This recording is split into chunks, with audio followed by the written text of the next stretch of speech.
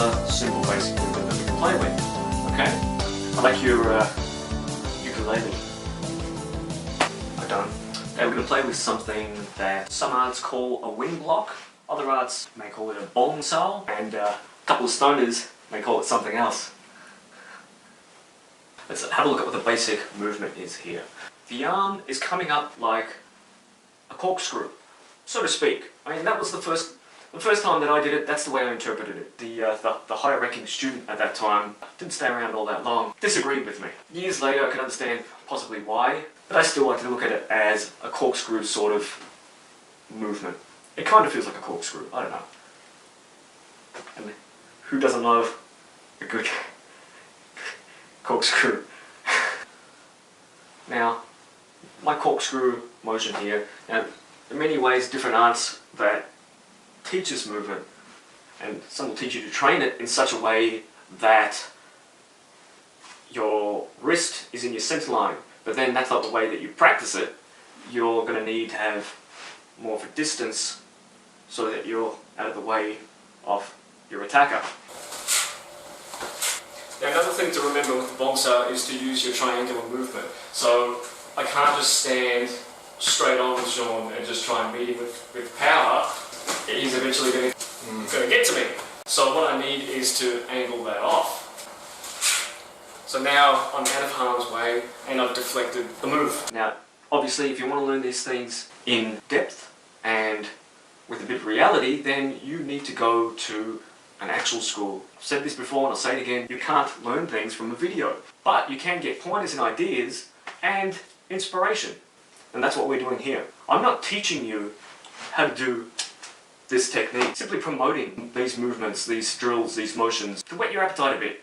Go out there, find a good school. Alright, so let's get back to it. And we'll do this in the most simplified sort of way that we can. So, this is our main motion.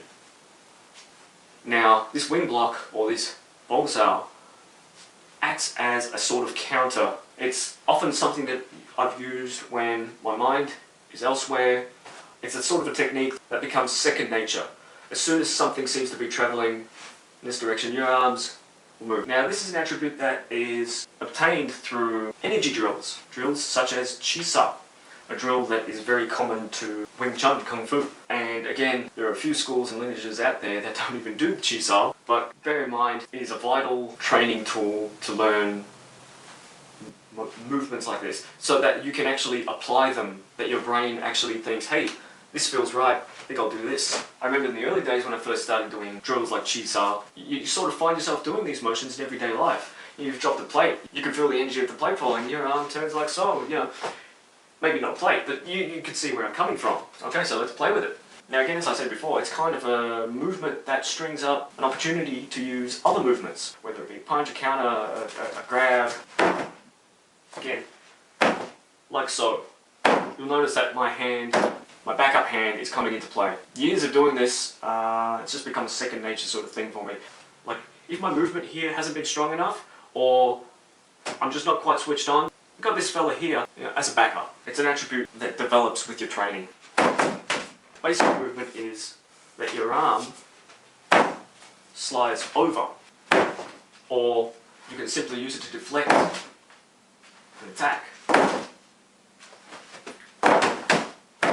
This motion, it's very good. It sweeps away what's coming in your direction. It's a good basic sort of technique. If the person knows what they're doing, then you'd better have something else at your disposal as well. You can't just...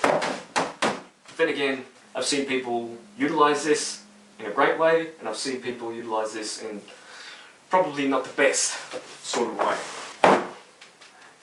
So we go, and we want that as one motion. The number of movements that we can narrow down, if we can get something from 2 motions into 1 motion, even better. If we can do that in this case, bang. Another way we can implement this is a dragging method into it. So, he wasn't quite close enough for me to reach, so I pull him into it. Now Sean here has been with the Kabuki Fox school for, what, 2-3 years now, or a week? Now because Sean is taller than me, it's not very practical for me to be doing Bong Sau and punch. Freeze? Okay, so this is the Bong Sau, and from here I'd have to move in and hit with the punch. Now, it's not very practical for me as Sean is quite a larger individual than what I am. See? Now, because I'm a shorter fellow, I'm pulling Sean into the blow.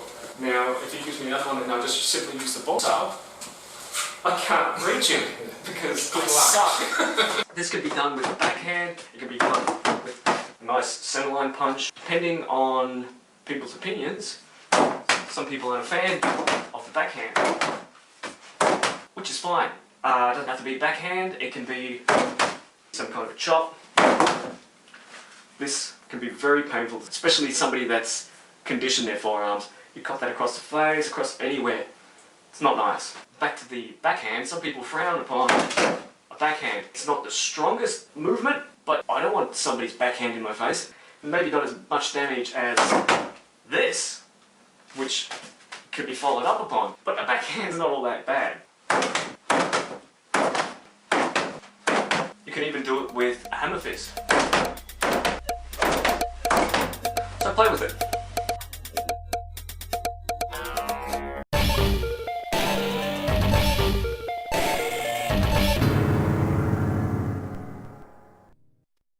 It's the hairspray you can count on, no matter what you're doing. It holds your hair in place perfectly, and it's great for picking up men.